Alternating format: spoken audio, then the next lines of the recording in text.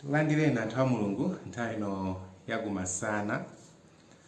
Ndi chikhulupiriro chonse kuti Mulungu akusungani, akupatsani mphamvu tsiku ndi tsiku, madalitso ochuluka tsiku ndi tsiku, akusungani moyo wanu wathanzi. Ndi chikhulupiriro chonse kuti zikutero. Ambuye akudalitseni konse kumeneno mukutimvera nthawi ino yakumasana. Ambuye akudalitseni mwapaderadera. Ndimangofuna kuti limbikitsane nanu mwapaderadera nthawi ino.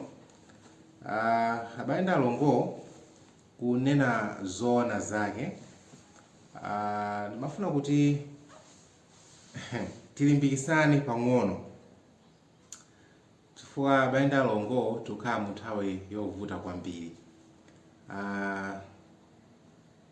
Andi kunena chilungamo zimene Mulungu akuvumbulutsa panopa, zimene akupanga review panopa,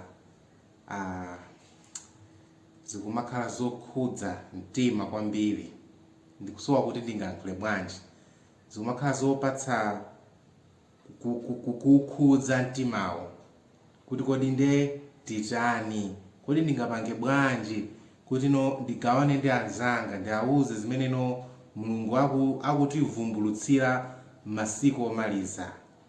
Zikumakhala zokhudza kwambiri kuti what can we do, tingapange bwanji kuti tigawane ndi dziko lonse, tiawuze anthu achenjeze chifukwa cha zakuya, zinsinsi zakuya zambirimbiri zimene Mulungu akutani, zimene Mulungu akuvumbulutsa masiku omaliza. Abale ndi alongo, ndizoti zikumapangitsa mtima ulemedwe kuti kodi tingatani, what shall we do, where and why anafusa akunafusa that what shall we say to arouse the people of God. Anthu a Mulungu tikugona tulo, ndipo tili mu tulo, we are fast asleep, yet tangotsala, ndikhoza kutsimikizani, tangotsala ndi kanthawi kowerengeka, nditi miyezi towerengeka, kuti tiyambe kulemba mayeso omaliza, oti after mayeso amene wawa kulibenso probationary period ina iliyonse. Probation yatikhala kuti yathera pomwepo tikangowalemba mayeso amenewo. Koma tikugona tulo, tikungotambalala ndithu, tangokhala chikhalire, mavuto tikuwaona, kuma crisis tikuona kuti ma signs tikuwaona, koma for some reasons zimene sizikutidzutsa. Ndipo ndikufuna ndikutsimikizeni abale ndi alongo, palibenso zina zimene Mulungu after akamaliza zimene angatumize kwa ife zoti zitidzutse kutulo. Palibenso zina zimene Mulungu atitumizire kuti zithe kutidzutsa kutulo tathu. Abale ndi alongo, ndizomvetsa chisoni, tikukhala mu nthawi yomaliza. Andine abale ndi alongo, ndimafuna ndikutsimikizireni kunena kuti pano mmene tafika mu chaka cha 2022, and as I look back, ndikayang'ana mbuyo ku chaka cha 2020, ndikuona zimene zapanga transpire, maso ako akayang'ana kumbuyo chonchi ndikuona zimene zapanga transpire from 2020 to 2022, and looking back muka history ka fresh kamene kaka, si history yakutali koma history yomwe ya fresh ya 2020. Abale ndi alongo, panopo I'm now very convinced, mosakayikiranso kena kalikonse, panopo I'm very sure kuti we are living in the closing scenes, kapena kuti in the last scenes of Earth's history. Tikukhala mu nthawi ya Zakumapeto zeni za pa dziko lapansi. And I'm very convinced abale ndi alongo kuti ever since 2020 tinalowa in the closing scenes, kapena kuti in the last scenes of Earth's history. And indeed pamene Mulungu akundiyang'anitsa kuti taona zimene zapanga transpire in these 2 years, now that zapanga transpire, time imeneyo mwina zina timangoganiza kuti mwina zitere, koma now that tafika mu 2022, ndio ukamang'ana mbuyo nkuona zimene zita transpire, zimene zachitika. Now that's zachita transpire pamene munthu umatsimikiza kuti oh yes, indeed we are in the closing scenes of Earth's history. Olalika ena amene akuti tinalowa akuti in the beginning of the end.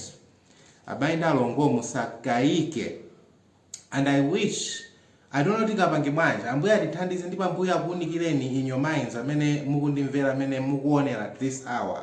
Koma zinakakhala bwino kuti chaka chino tikhalenso ndi ma intensive meeting, tikhale ndi ma revival meeting, tikumanenso because there's so much zoti tingathe kugawana ndi zochuluka atu kwambiri zimene tingathe kuonetsa maumboni ma prophecies fulfilling abayenda alongo, prophecies zoti kumatenga kungo osapanga so kungotenga abayenda alongo one verse kungoitenga verse imene kupanga play maclip ambiri ongonesa kuti Bible lungu kanga ndikufumphuluka, ma verse angu kanga ndakufumphuluka from the book, they're just coming to life abayenda alongo.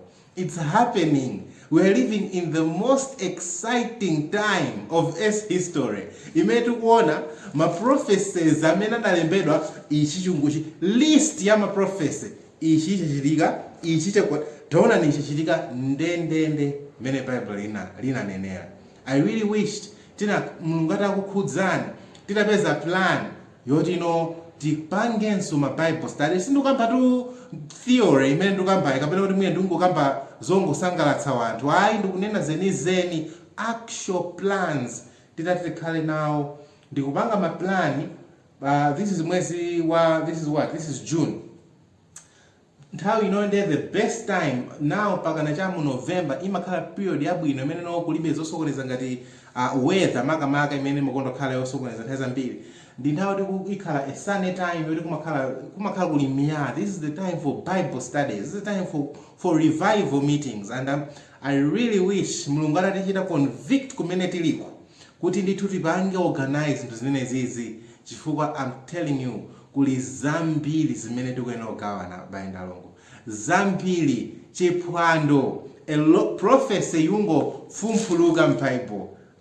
Wonderful.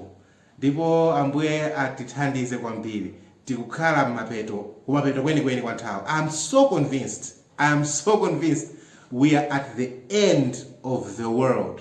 We are at the end of the world. Nkena yonje ena zona ngatontho zoti lero Yesu akubwera chaka chomwe chino sizimene titanthauza, koma ndikunena kuti we are in the closing scenes of Earth's history, kumalekezero kwenikweni kwa dziko, in the closing scenes of Earth, and probationary time yathu yatsala kadontho pang'ono penipeni. Yesu ayimirira anena kuti kwatha, the door will be shut. And indeed iye ambopanga shut kwa anthu amene amadziwa chilungamo amene muli inu ndine a Seventh Day Adventist.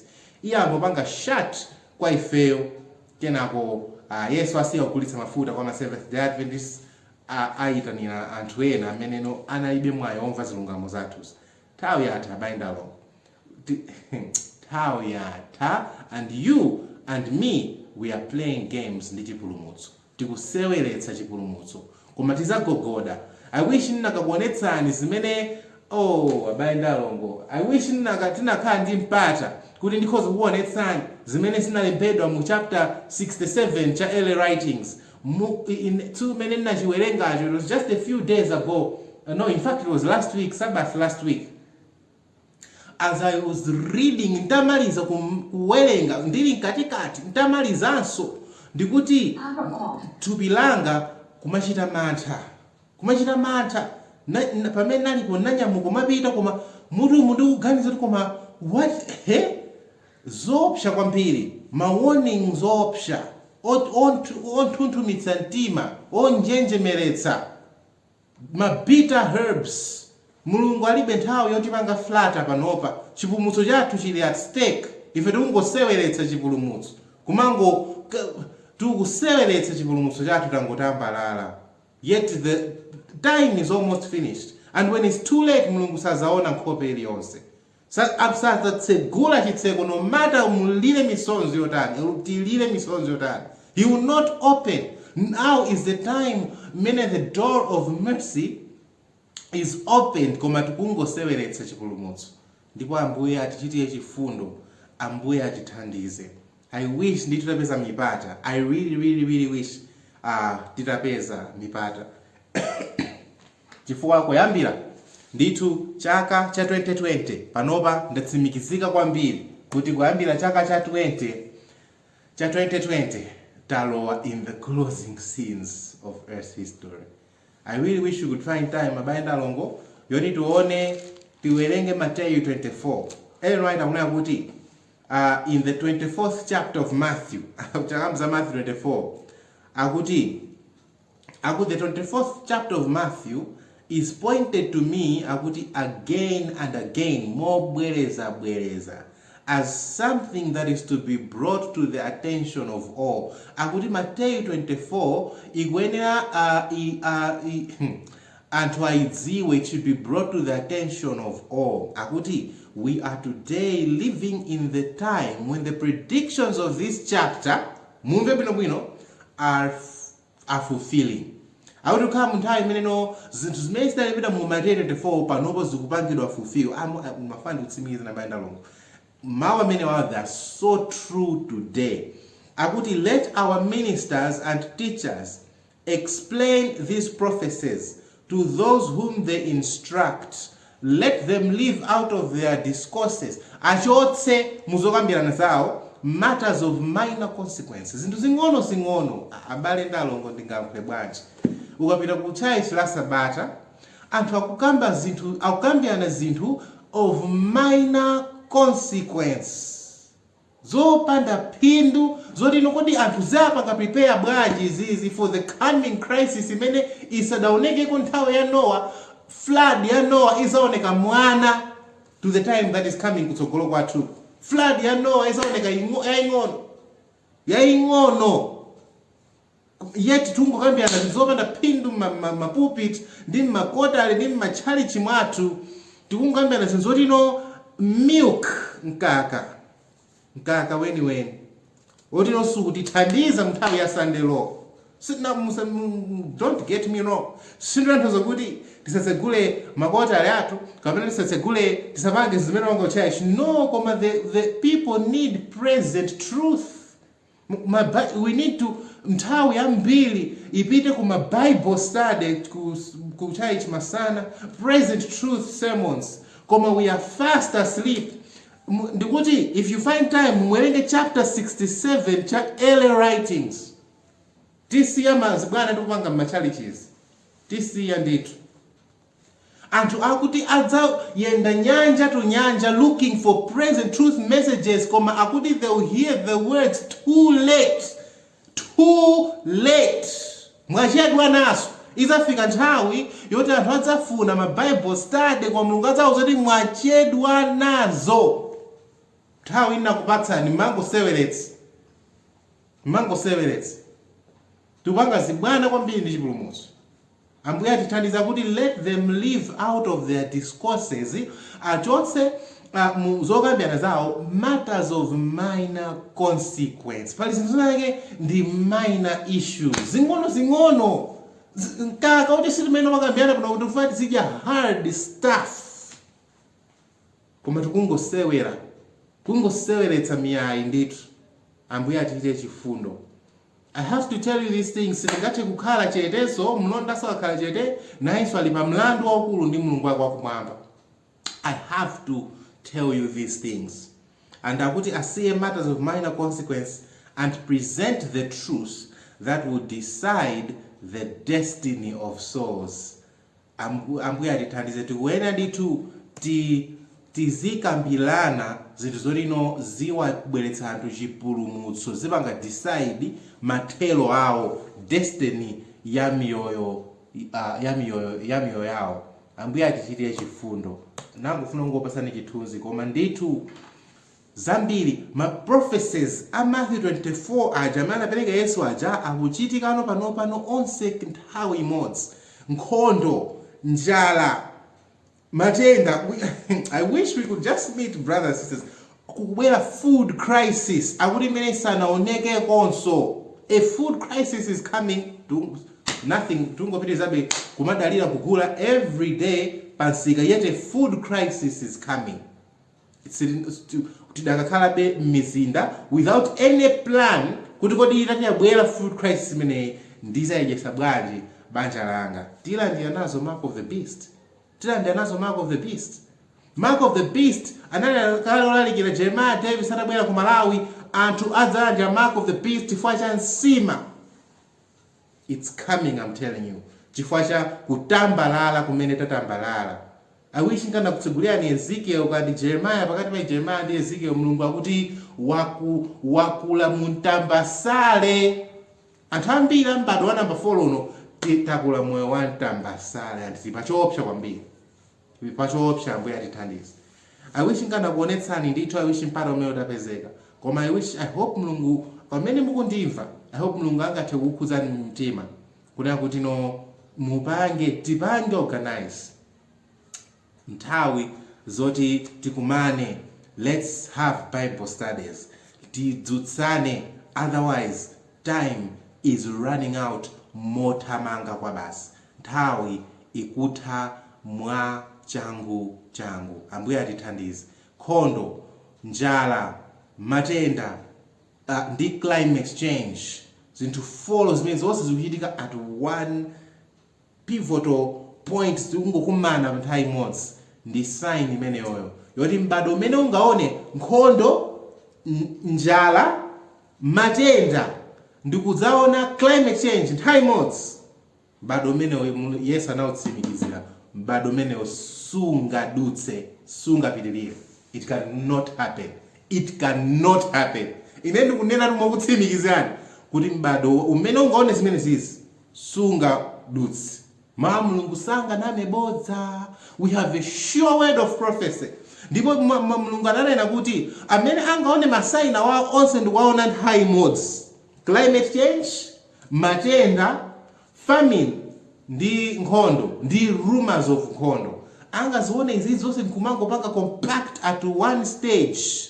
Amene yangu dziwa kuti mbado umene ndi mbado wa kumapeto. I don't know kuti tikufunika umboni wanji wina kuti Mulungu atiuze umboni wanji wina umene ungatitsimikizire inu ndine kuti tikukhala kumapeto. I'm not sure kuti what more evidence do we want. Kana kuonetsana ndalongo China Taiwan conflict imene ikupanga brew, kana kuonetsani kuti it's not a coincidence kuti after Russia and Ukraine ali katikati China and Taiwan ikupanga brew, and kuonetsa kuti kumakhala rufuno yambana ndi America. Ndinakakuonetsana bali kuti this is not a coincidence. Prophecy is being fulfilled. Ngana kuonetsani ndalama zimene billionaire, the top 10 billionaires apa dziko lapansi zimene apanga during the COVID crisis. Kana kuonetsani the verses in the Bible showing you kuti ndithu this was predicted in the Bible kuti out of a certain crisis anthu azapanga ndalama za nkhani. Koma anthu ankati COVID sili mu Bible, anthu ankati this is nothing to do with the end. Chizili mu Chivumbulutso 18. Kana kuonetsana ndalongo. The evidence panopo is so clear. Another way in 2022 pamene chaka cha 2022 ndikumanga na mbuyo anopo it's very clear what is happening. Ambuye atichitire chifundo tosefe. Ambuye atithandize kudzuka kutulo. We are playing games. Sindingakubisireni chilungamo ndalongo. Sindingakupange ndi flatter. You and I tikupanga play games. Chifukwa choti kuti tilandire chitsindikizo cha Chivumbulutso chapter 7 pamene John adanena kuti I heard the number of those who were sealed, 144,000 from all 12 tribes of Israel. Kuti tizande izindikizo zimeneyo Bible na kuti Mrs. White anena kuti we must reflect the lovely image of Jesus fully. Tukupanga masewe. Tidakhalabe mankwiyo, tidakhalabe impatient. Munthu akati lankhulamo kumotikuitsa, tidakapanga be retaliate. And thinking tizayima nthawi ya Sunday law, tizalandira the seal of God, it cannot happen. Tidakamvera be nyimbo za secular, thinking tilandira the seal of God, it cannot happen. the seal of God akuti is not placed on any impure forehead, but it cannot happen. It cannot. Ngati mfoni mwathu tidakonebe zolaula, ngati tidakonebe zapa dziko lapansi, mafilimu apa dziko lapansi, zinthu zina zapa dziko lapansi, sitingalandire the seal of the living God. Ikangotiponya seal imeneyi, tidzakhala alive nthawi imene Yesu watuluka. Muchipinda chamanditsitsa, we will have to live in the sight of the Holy God without a mediator, koma ulibe protection iliyonse, ulibe the seal of God. We are playing games in the Yesu. We are playing games in this Burmus. I cannot flatter you abali ndalongo with a lie. Akuti watchman akwena apange sound the trumpet in distinct tones. So ngalandile the seal of God mu condition imene muli, in condition imene ndili, we can't receive the seal zoseteka. God has to ayenati tsuke motheratu tisanduke anthu otino pure and clean mmalankhulidwe, muzochitika, mumadyedwe, mumavalidwe, mu everything we do. We have to be pure and clean koma we are playing games with Jesus. Tidakalotabe zozilemeleza pa dziko lapansi. Sima wanga quotation ya Mrs. White akuti tidakalotabe zozilemeleza when kumwamba kukunena kuti swift destruction is coming upon the transgressors. Koma tikulotabe zozilemeleza. Time is almost finished. Do you reflect the lovely image of Jesus? Do you reflect the lovely image of Jesus? Have you conquered your passion as Baba? You're still struggling with passion. How are you going to live in the sight of the Holy God, open the mediator, when you're still struggling with passion? How? You'll be cut off from Israel. This is a serious matter. This is a serious matter. You will be cut. Conquer appetite and passion. Sangalandile the seal of God. Sangalandile. I tremble for Zimbabwe. I tremble kwambiri. How many men are going to be saved? The seal of God when passion is still a ruling power. Moyo, they cannot receive the seal. Heavenly minded people, their passions are in control. They don't rule over them. I have to tell you these things. I don't have a choice in the matter. I didn't in this choice because somebody the employees of fair one no the employees of fair jojo they would you are an unfaithful watchman. So Malampula, Zos is mena Tamina and Vezodis are Tengele Gujipulumos. Nthawi kwambiri ambuya atichitiye fundo. Please, I pray kuti ambuya atikhudze mzimu woyera utikhudze mwapaderadera kumene tili kuti tipange convict. We need to have more studies and I need to show you these things. Prophecy, verse by verse, showing you kuti nthawi nkuti 2020 tinalowa in the closing scenes of Earth's history. So clear by now. I wish I could show you. It's right here on my laptop. I wish I could show you about Ndalongo. 2020 tidalo. I mean, New World Order. The what in Maria? New World Order is the like the prepare. I'm where it is. I wish I could show you New World Order. We are in the bubbling state. New World Order in 2020. The Great Reset. The stage made it in the preparatory stage. Climax ya New World Order ikubwera tsogolo. The full New World Order ya dziko lonse lapansi. The entrance ya preparation stage tidalo wakale. We've got to accept that this is the new world order. Command it. Seventh day Adventists too low. They cannot even see it. Who is blind? Who is blind? But Seventh Day Adventists. And who is blind but my servant? Laodikaya wagona ali mtulo, wangotambalala ngati nyimbo ya azimayi ija imaimbidwa ija, iwe wangotambalala, tangotambalala. Yet crisis ikubwera, tipa chizungu tili ndi enormous bias. Masigns akuoneka akutizungulira asilikali, akuchita kuoneka awana atizungulirawo, akutizungulira atichera ma prices asakudya akwera. Ichi chatere, it's happening worldwide, koma ife inu ndine tangotambalala, doing nothing. Silipemphera mamawa, no communion with God, kusitiranda mzimu ya tsiku ndi tsiku, akuti koma we are going to msautso wa Sunday law. And thinking tikayima msautso wa Sunday law, Satana ndi ziwanda zake kumene ziliko zungoseka kuti koma taona na how can they survive? Sunday law yanga is my fiercest attack. Pana Mungu, fiercest, it is last chance. The last chance ya Satana iyi muona ngati abweretsa mapisto, abweretsa machine guns, ndi abweretsa zida zikulu ma missile, sabweretsa zida zing'ono. And tikungosewera mye Mulungu akutiuza kuti this is a time of trouble such as never was. Mtsautso mene sudakhaleko chiyambire cha dziko, koma tikungoseweretsa. Ambuye atithandize, Ambuye achitire chifundo, komanso Ambuye akudalitseni mwadera kumene muli, adalitse zochitika zanu.